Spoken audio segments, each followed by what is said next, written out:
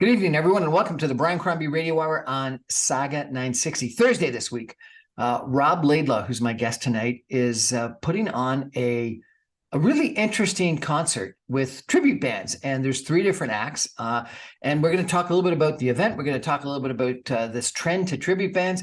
And we're going to talk a little bit about Rob Laidlaw's background because it's absolutely fascinating. He's a really interesting gentleman. Rob, welcome to the show. Thanks so much, Brian. I'm absolutely honored to be here with you. So tell me, what is this event you're putting on? Where and when? It is this Thursday, January 4th, at the Edge Lounge in Ajax. That's 240 Bailey Street in Ajax. Like you said, it's a tribute to three artists from the 60s, Jimi Hendrix, Janis Joplin, and Jim Morrison. So obviously Jim Morrison was the lead singer for the band The Doors. And that's it. It's the brand of it is my brand. It's called Echoes and Icons. And these are the three artists that I'm promoting. And I've tailored a show surrounding or describing and performing their music. And are you on stage as well? I am. I'm the musical director, and I'm I'm playing bass, and I'm sort of the conductor. And why the three of them? Okay. I was producing a record for a young gal, that lives not far from Mississauga here, Port Credit, and she wrote a song that was clearly about Janis Joplin. So further inquiry, she told me that she truly believed that Janis Joplin was cycling through her spirit. And not only had she written this song in homage to Janis Joplin, her voice was remarkably similar in many regards to Janis Joplin. And Janis Joplin was considered sort of the first queen of rock and roll. Back in the late 60s, when everything was, sort of contemporary pop music was really ascending in a big way.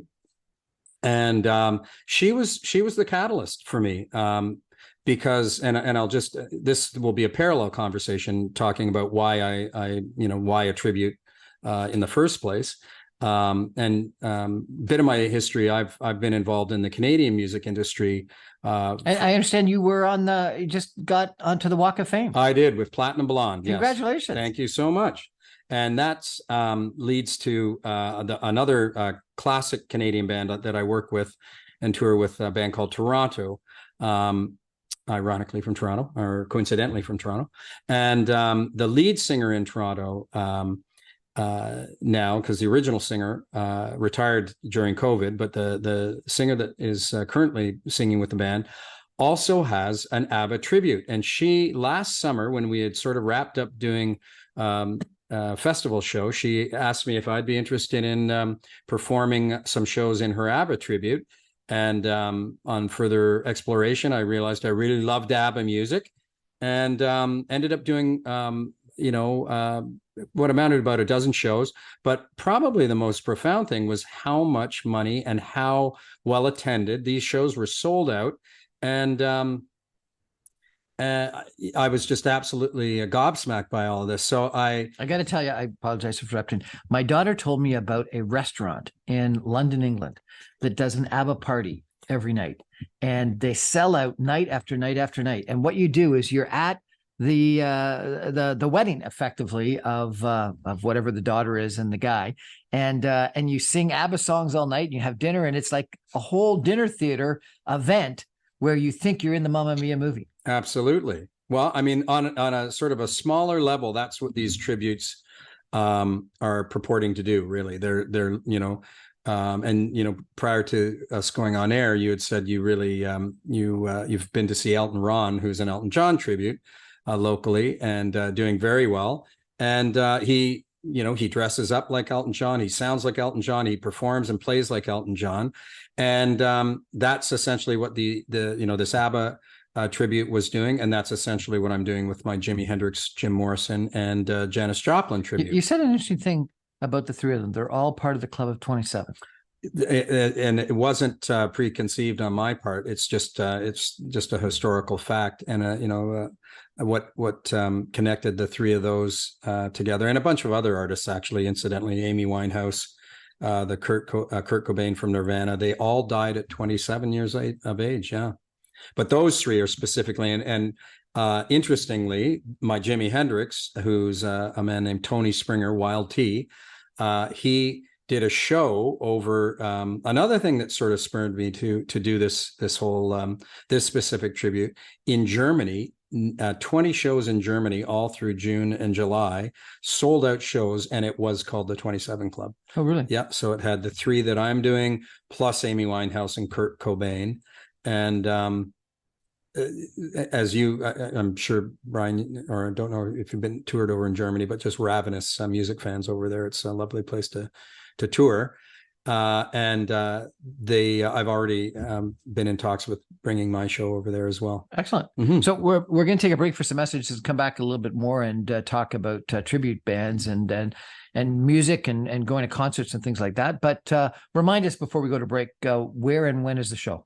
The show is this Thursday night, January 4th, at the Edge Lounge in Ajax, and that's 240 Bailey Street East in Ajax, Ontario. And do you have to get tickets in advance, or can you get tickets at the door? You can get tickets online at theedgelounge.com or at the door. Yeah. We're going to take a break for some messages and be back in just 2 minutes with Rob Laidlaw talking about really tribute bands and the concert business today, and maybe a little bit about his background with Platinum Blonde and being inducted into the Walk of Fame.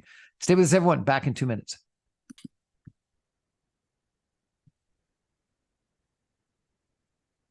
Welcome back, everyone, to the Brian Crombie Radio Hour on Saga 960. My guest today is Robert Laidlaw. This man is absolutely fascinating. He's had an incredible life playing bass and lead guitar with a bunch of different bands.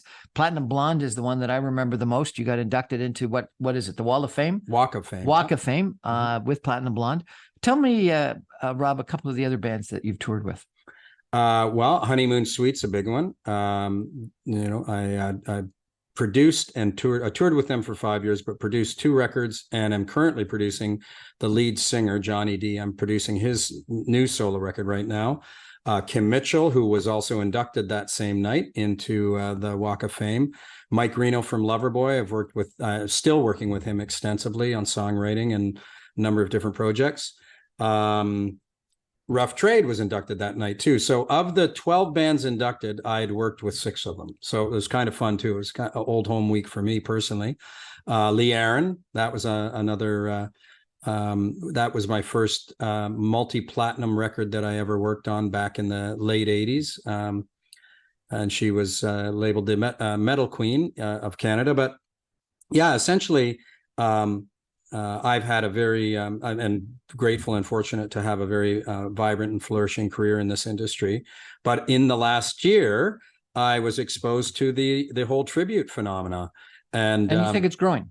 It is growing. Why? Why is it growing? It's growing for the very reason when we had talked about your interest in seeing Elton Ron, you said you had seen Elton John proper twice, and it was a great experience. But he's a man who's now, entering his later 70s and probably won't be going on the road, just like the vast majority of these older artists that have, artists from the 80s, primarily 70s and 80s, that are no longer able to get out onto the road. And through all of the technological transformations that have occurred in the last 3 decades, the one area for music and music lovers that hasn't altered one iota is the live music experience. The visceral experience of being able to buy merchandise when you've just seen the artist. These kinds of things are hugely, they're thriving.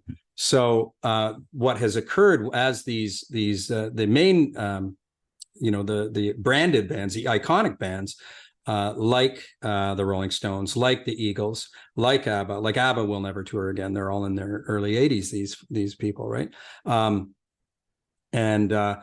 The only opportunity to revisit, to relive the memories and the emotions of our past and how this music affected us is by going to see sound-alikes and tributes to these people, and that's truly what they are. I mean, I remember when this whole industry sort of was in its infancy, there was a real negative connotation to being affiliated with a tribute. You were sort of like, oh, you're just that, you're a sound-alike, you're a copycat. It truly is. It's not. It doesn't have much to do with that. It's really an homage to these. Like every one of the people that I've worked with that are doing tributes to the specific artists absolutely love and revere these artists as much as the fans do. So the job, and believe me, we take it seriously. The job that we actually try to take on when we put the shows on every night is to, I mean, for instance, my Jimi Hendrix impersonator, and that's essentially what they are. We'll talk about Jimi Hendrix facts and nostalgia, right? Very good friend of mine, another fellow that lives down here in Port Credit, does a remarkable Bob Seger tribute. And Kevin, I just saw his show a few weeks ago, and you know what? I found out more facts about Bob Seger than I'd ever known. Same thing happens with the Eagles tribute. All of these tributes sort of, not only they're acting like and sounding like the artist, they're sort of informing us about some of the interesting tidbits of information that only enhances the experience of seeing when you can't see the person. In my case, these people have long gone, right? What's the difference between a tribute band and a cover band? Tribute is exclusively adhering to the music of that artist. So, like I said, my friend Kevin does a Bob Seger. It's called Forever Seger. He literally is on stage acting like Bob Seger. So they're actors, they're impersonators, more than just playing their music. That's right. Yeah. So Kevin looks like Bob Seger, sounds like Bob Seger. My Janis Joplin looks and sounds like Janis Joplin. My Jim Morrison looks and sounds like Jim Morrison.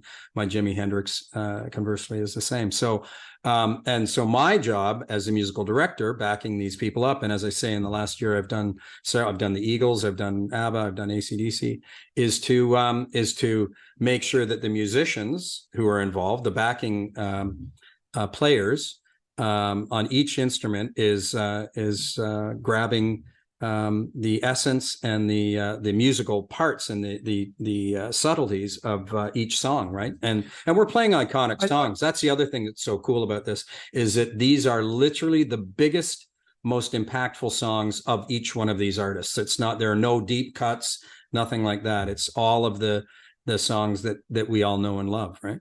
What's going on with the music business? Are there not enough new acts coming out that people are listening to, or no, is it that us older baby boomers still want to go out to concerts and that's precisely watch right. The bands that we listened to when we were kids? Very simply, that's exactly right. Yeah, very simply, that's so we're challenging old age and we're reliving our youth. That's right. And you know what? I mean, here's the thing. Another really meaningful thing that I do in my my musical career has always been under the umbrella of each arm of the infrastructure of creating the music, producing the music, releasing the music, and then performing the music, right? And I've done that with it, like the last Platinum Blonde record I produced, and I co-wrote with Mark as well, and same with the every band that I've ever worked with. I've always offered that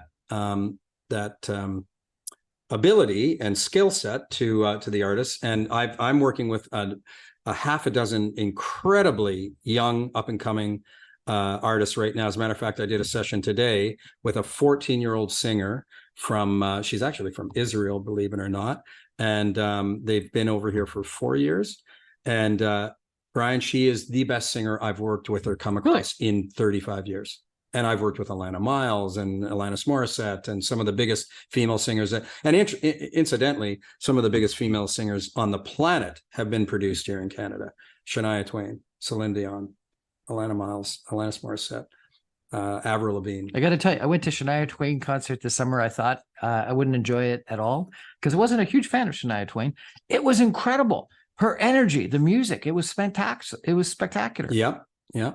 She is. And then I went to Earth, Wind, and Fire, and I think of the I don't know, a dozen or 20 people on stage. There were only 2 that were from the original band. Well, and that's what happens, right? I mean, we're all, Getting older. God forbid, gonna make it till tomorrow, but in the event you don't, and you happen to be, artist or I mean, look at who we've lost in the last decade: David Bowie, Prince, a couple of the Eagles, Glenn Frey, and so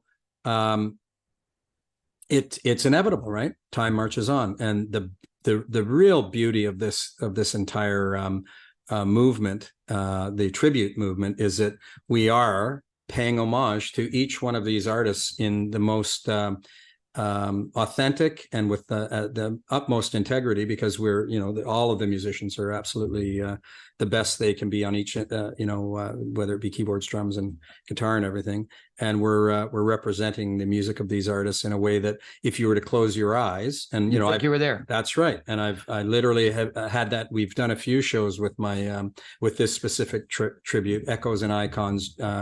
It's Jimmy meets Janis meets Jim.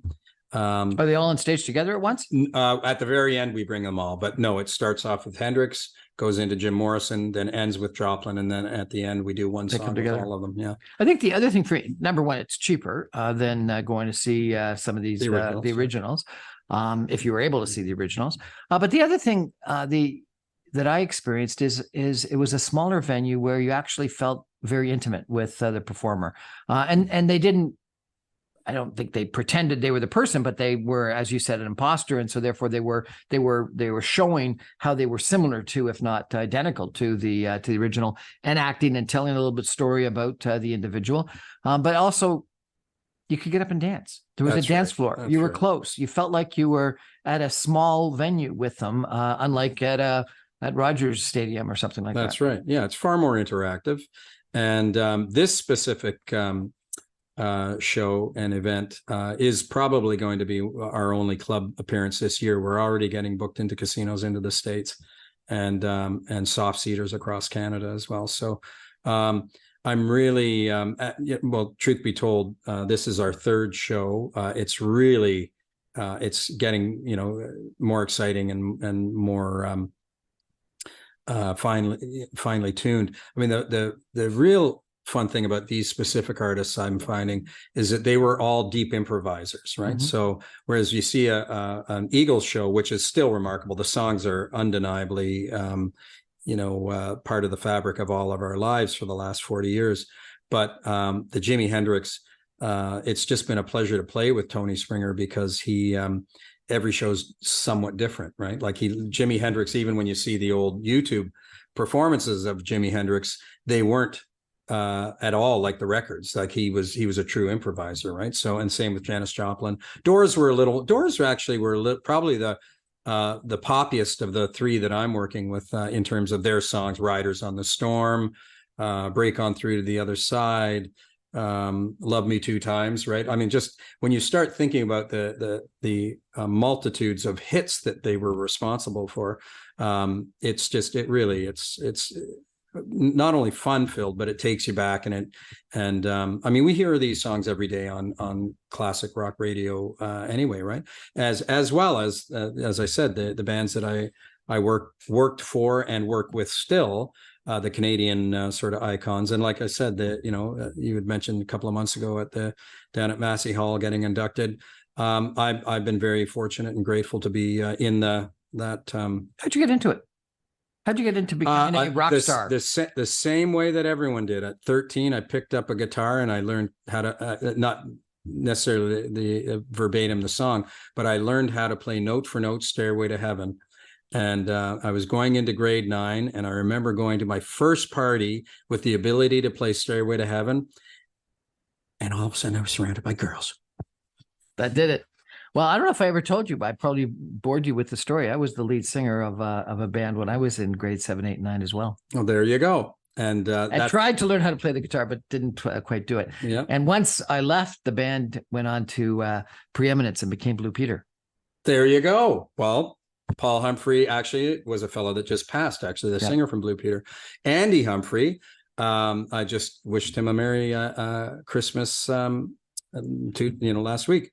and who was Paul's younger brother, and Andy had a band that I had worked with as well. So, no, I mean the Canada is so microcosmically small, so much smaller in North America than the U.S. But we've certainly, and I was mentioning to you, just about the specifically the female component of the Canadian music industry, how we have literally launched half a dozen of the biggest best-selling female stars on the planet, with Shania, Celine, Alanis Morissette. Alanis Morissette's first debut record as Alanis Morissette is the biggest debut record of any female artist ever to have lived. Yeah. Well, wasn't Shania Twain #1 until Taylor Swift came along in female record sales? Yep. So I mean, and Celine Dion has sold over 150 million records. One of the other trends that I don't know whether it's always been around, but I've seen of late is musicals about bands, about artists. You've got Tina coming to the Mirvish now. I went to Jersey Boys this summer, which is about Frankie Valli. I think that there's been different shows about different artists. That, absolutely. ABBA, Mamma Mia, etc. Yep. Is that similar to what you're doing, or is it? Is. I would say that what I'm doing is the microcosmic version of the macrocosmic version of what you just explained. So Mamma Mia is actually a narrative about a story, not necessarily specifically about ABBA, but with ABBA's music and But Jersey Boys and Tina, are about. That's right. Those artists. That's right. And what the tribute bands are doing is like a smaller version of say a stage show like the one down at the Royal Alec or wherever else down on the entertainment district. But we are also where these acts are flourishing are soft seaters all across North America, casinos specifically, which again, it also, at the end of the day, a good friend of mine, and this was 20 years ago, he started something that has ballooned into a multi-million-dollar franchise for him, and it's called Classic Albums Live. And he 20 years ago with he mortgaged his house and went to the mat for this concept of taking a classic album like say Abbey Road, and the claim was he would play it note for note. And he started off with the Stones. Sort of month by month he'd take another record like Dark Side of the Moon by Pink Floyd, Hotel California by the Eagles, and they would literally play the entire record cut for cut, note for note. And then that would be the bulk of the performance, and then he'd do a sort of a follow-up encore with about half a dozen of the tracks from the other records from these artists. But it has in the last, I'd say, decade, it has become one of the largest live show. Like he's filling Massey Hall, Roy Thompson Hall. Fantastic. He was just at the Arts Center in Ottawa. And I know you have affiliation out there. Plus, he about a decade ago made inroads into the Hard Rock cafes all through North America. And so he's literally been, at any given time, he's got it between 6 and 12 shows a week. So don't be embarrassed about going to a tribute band. They're fantastic. No, absolutely. And they really are. We're impersonating the original. And, again, if you were to close your eyes, you'd feel as though you were. Tell us who the three performers are. It's Jimi Hendrix, Tony Springer, originally from Jamaica, but it's been in Canada for 40 years. Robin Benedict as Janis Joplin, and Jerome Godbout as Jim Morrison. And it's the show is this Thursday, the 4th of January. You can get your tickets at theedgelounge.com and or at the door, and it's 240 Bailey Street in Ajax, the Edge Lounge, and it's Echoes and Icons, which is my brand, with Jimi Hendrix, Janis Joplin, and Jim Morrison. And you're on stage for all three? I'm all three. I'm grinding through all of them. Yeah. And when you end up being the tribute band, who are you going to be? I'll never be a tribute band. No, and this is an I interesting think you'd thing. be a good Rod Stewart. Well, I've heard Keith Urban, I've heard Bon Jovi, all these, people have said, has anyone ever told you? You're like, here's the strangest thing that people consistently say I look like, and I don't know if it's a compliment or not. Dennis Leary. I think Rod Stewart would be good too. Yeah, well, possibly, but anyway. Do you ever perform any of his songs? I have, for sure. Like you had mentioned the difference between a top 40 band and a tribute band. Top 40, you play Rod Stewart, it always goes over. So yeah, he's an artist that again has. And there is two that I know of Rod Stewart tributes out there right now. There's I can think of 3 Bowie tributes. I mean, the trend is the fastest growing musical experience right now. Well, with the cost of going to see one of the main bands, you were telling me that people were paying $10,000 for a Taylor Swift ticket. Like, I'd rather go see a bunch of tribute bands and take a trip to Mexico than go spend $10,000 on a 3-hour Taylor Swift song. Though I would like to go see Taylor Swift, but not for $10,000. That's right. And that's exactly that's one of the major points, is that for $100, a couple can go out for a night, have a great show, grab a bite, and here, just like the Taylor Swift, the Swifties, who are just ravenous to breathe the same oxygen as Taylor. There are people that are, that their lives, rose and fell to the songs of the Eagles or the songs of ABBA or the songs that, that's how impactful music remind is. us of what would be some of the top songs of each one of these 3. Hey, Jimi Hendrix, Purple Haze, Foxy Lady, Crosstown Traffic, Janis Joplin, Oh Lord, won't you buy me a Mercedes Benz, Bobby McGee, Piece of My Heart, take another piece of my heart now, baby. That's Janis Joplin. The Doors, too many to mention. Hello, I love you, won't you tell me? Right down to Riders on the Storm, right? And the unique thing about the show that I'm putting on is that you get 45 minutes and then breaks, so you'll get it's not going to you're not going to be overwhelmed with music constantly. And that's the nice thing about the Sauce Eaters too, Brian, is that you do a opening set, they have an intermission, then you come back for the final set. And but these 3 artists, you really have the absolute best songs of each one of these artists, the hits. So you literally come out of it, because one of the things all through the years of making records with the different artists I've worked with, you would the record company, the suits would be pushing for, you gotta have singles, and that wasn't necessarily the artistry of why people were writing. But when you went to a show, if you didn't play one of the songs that people came to play, there was a noted discomfort and dissatisfaction in the concert going experience. So what we're doing with these 3 artists is we are touching down on every one of their biggest songs. And how did I come to the information of what those songs were? Thanks to the intraweb and technology, because you can go on and literally Google their songs and see how many hits and downloads each song is, and that's literally what my decisions were predicated on, is how popular each song was. And I said, okay, we've got to do that song.